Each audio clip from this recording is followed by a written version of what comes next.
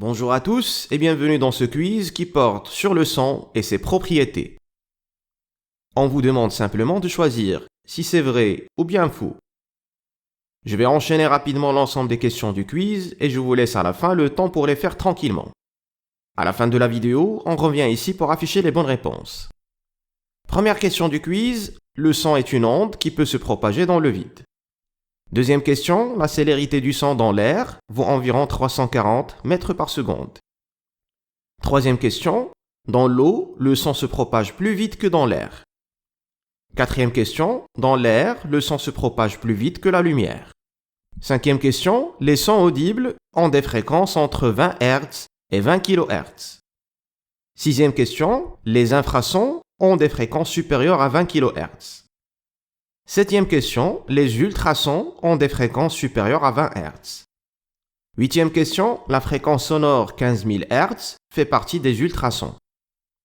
Neuvième question, plus la fréquence est élevée, plus le son est fort. Et dernière question, plus la fréquence est basse, plus le son est grave. Vous pouvez mettre la vidéo sur pause et tenter de trouver les bonnes réponses. On revient ici pour la correction dans 10 secondes.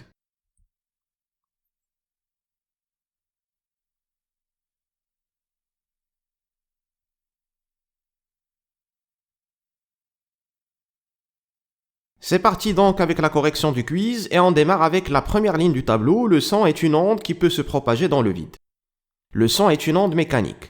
Les ondes mécaniques en général se propagent dans la matière mais ne peuvent pas se propager dans le vide. Il faut donc choisir la case faux. Deuxième ligne du tableau, la célérité du son dans l'air vaut environ 340 mètres par seconde. La célérité est le mot qu'on préfère utiliser pour exprimer la vitesse d'une onde. La vitesse du son dans l'air est très voisine de 340 mètres par seconde, il faut choisir la case vraie.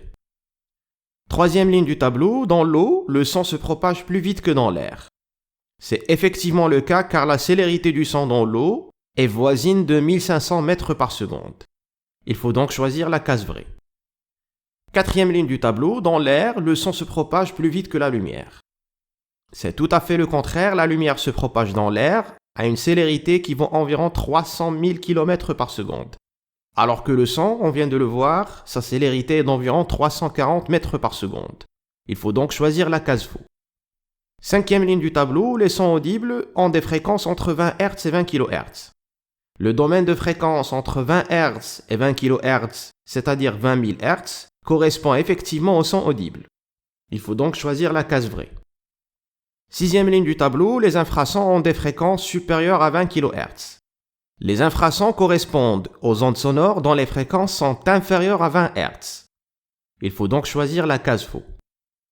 Septième ligne du tableau, les ultrasons ont des fréquences supérieures à 20 Hz. Cette question contient un petit piège, les ultrasons sont définis comme étant les ondes sonores ayant des fréquences supérieures à 20 kHz et non 20 Hz. Il faut donc choisir la case faux. Huitième ligne du tableau, la fréquence sonore 15 000 Hz fait partie des ultrasons. 15 000 Hz, c'est l'équivalent de 15 kHz, ce qui est inférieur à 20 kHz. 15 000 Hz correspond à un son audible. Il faut donc choisir la case faux. Neuvième ligne du tableau, plus la fréquence est élevée, plus le son est fort. La grandeur physique qui traduit si le son est fort ou faible s'appelle le niveau sonore exprimé en décibels. Une fréquence élevée peut donc correspondre à un son fort ou à un son faible. Il faut donc choisir la case faux. Dernière ligne du tableau, plus la fréquence est basse, plus le son est grave.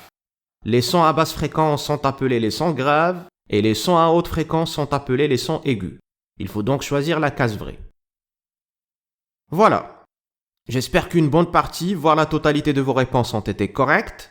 Merci de votre attention et on se retrouve dans une autre vidéo.